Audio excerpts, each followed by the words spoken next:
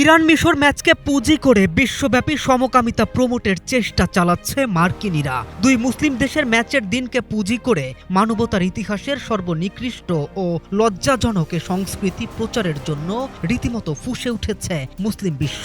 এবারের বিশ্বকাপ আসর যে শুধুমাত্র ফুটবল খেলা নয়, ধর্মযুদ্ধ। আর সেই যুদ্ধের অন্যতম বড় চালটাই চালল ইরান মিশর ম্যাচে।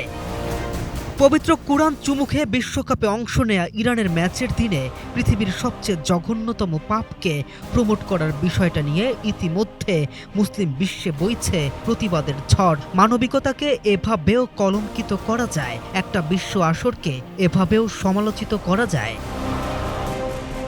যুক্তরাষ্ট্রের সিয়াটলে 2026 বিশ্বকাপ উপলক্ষে আয়োজিত প্রাইড ম্যাচকে কেন্দ্র করে ব্যাপক আলোচনা সমালোচনার সৃষ্টি হয়েছে। 26 জুন অনুষ্ঠিতব্য ইরান ও মিশরের মধ্যকার ম্যাচটি স্থানীয় আয়োজকেরা LGBTQ+ প্রাইড উদযাপনের অংশ হিসেবে চিহ্নিত করেছেন। সিয়াটলের LGBTQ+ সম্প্রদায়ের সদস্যরা মনে করেন, এমন একটি আন্তর্জাতিক ক্রীড়া আসর বৈচিত্র্য, অন্তর্ভুক্তি ও মানবাধিকারের বার্তা বিশ্বব্যাপী ছড়িয়ে দেওয়ার সুযোগ তৈরি করে, যারা সমকামিতাকে মানবাধিকারের অংশ হিসেবে বিবেচনা করে।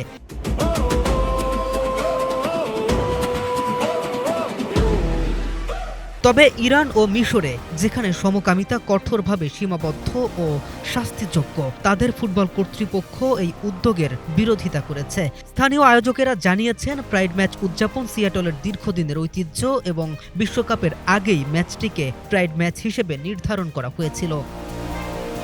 এদিকে সমর্থক ও সমালোচকদের মধ্যে মতভেদ থাকলেও আয়োজকরা আশা করছেন খেলাধুলার বৈশ্বিক মঞ্চ ভিন্ন সংস্কৃতি ও দৃষ্টিভঙ্গির মানুষের মধ্যে সংলাপ ও পারস্পরিক বোঝাপড়া বাড়াতে সহায়ক হবে। তবে দুই মুসলিম দেশের ম্যাচের দিনে এমন আয়োজনকে ভিন্ন ধর্মীয়দের এক চাল হিসেবে দেখছেন অগণিত মুসলিম ফুটবল ভক্ত।